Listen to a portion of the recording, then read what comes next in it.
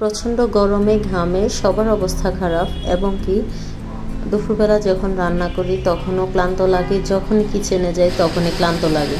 হঠাৎ করে আজকে ধরে 2 দিন একটু ঠান্ডা আবহাওয়া পড়তেছে, একটু বৃষ্টি হচ্ছে। তো যেহেতু আমাদের বাসায় একটু ক্লান্ত শরীর নিয়ে থাকি, তাহলে আমাদের একটু শরীরটাকে শান্তি দেওয়ার জন্য কিছু একটা বানিয়ে খেতে ইচ্ছে করে বা জুস আইটেম কিছু খেতে ইচ্ছে করে ঠান্ডা ঠান্ডা, তাহলে আমরা এই জুসটা বানিয়ে নিতে পারি। এই জুসটা খেতে অসম্ভব মজা, আমের ফ্রেশ জুস। এটা যখনই গরম পড়বে তখনই এটা বানিয়ে খেতে পারবেন। আসসালামু আলাইকুম, ওয়েলকাম মাই নিউ ভিডিও।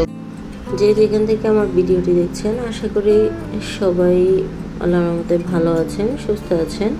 আমি এখানে 3টি আম নিয়েছি, ফ্রেশ জুস যেহেতু বানাবো তো ফ্রেশ আম নিয়েছি।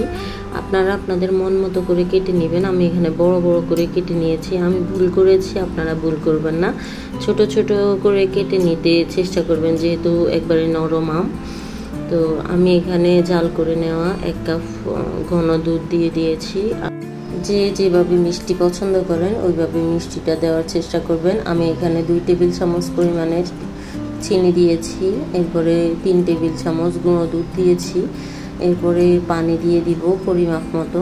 বেশি দিলে আবার ঘনত্বটা কম হয়ে যাবে, পরিমাপ মতো দিতে হবে, এতে করে ঘনত্বটা ভালো থাকবে।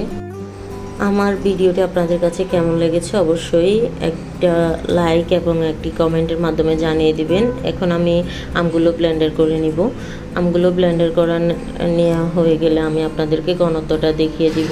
আমি এখানে মিষ্টি খাবারে লবণ পছন্দ করি, তাই হাফ চা চামচ লবণ দিয়ে দিয়েছি। আপনারা আপনাদের স্বাদ মতো দিতে পারেন। আর এখানে আমার আম ব্লেন্ডার করা শেষ। ঘনত্বটা দেখতেই পারতেছেন কেমন। ঘনত্বটা আমি আপনাদেরকে দেখিয়ে দিচ্ছি, আপনারা চাইলে আর একটু পাতলাও করতে পারেন। আর আমি আপনাদেরকে প্রথমেই বলেছি ছোট ছোট টুকরো করে দেওয়ার চেষ্টা করবেন, তাহলে আর ব্লেন্ডার করার সময় এটা বড় বড় দানা পেকে থাকবে না। আর আমি এখানে ছেঁকে নিচ্ছি না, কারণ আমাদের বাসায় সবাই মিলে খাবো, তো এটা যেহেতু পাকা মিষ্টি আম তাতে কোনো সমস্যা নেই, তাই আমি আর ছেঁকে নিলাম না। আপনারা চাইলে এটা ছেঁকে নিতে পারেন। আর আমার ভিডিওটি কেমন লেগেছে আপনাদের কাছে অবশ্যই কমেন্টে জানাতে ভুলবেন না। আমার ভিডিওর কোনো অংশ যদি একটু বেশি ভালো লেগে যায় তাহলে চ্যানেলটি সাবস্ক্রাইব করে নতুন নতুন ভিডিও পাওয়ার জন্য বেল আইকনটি ক্লিক করে রাখতে ভুলবেন না।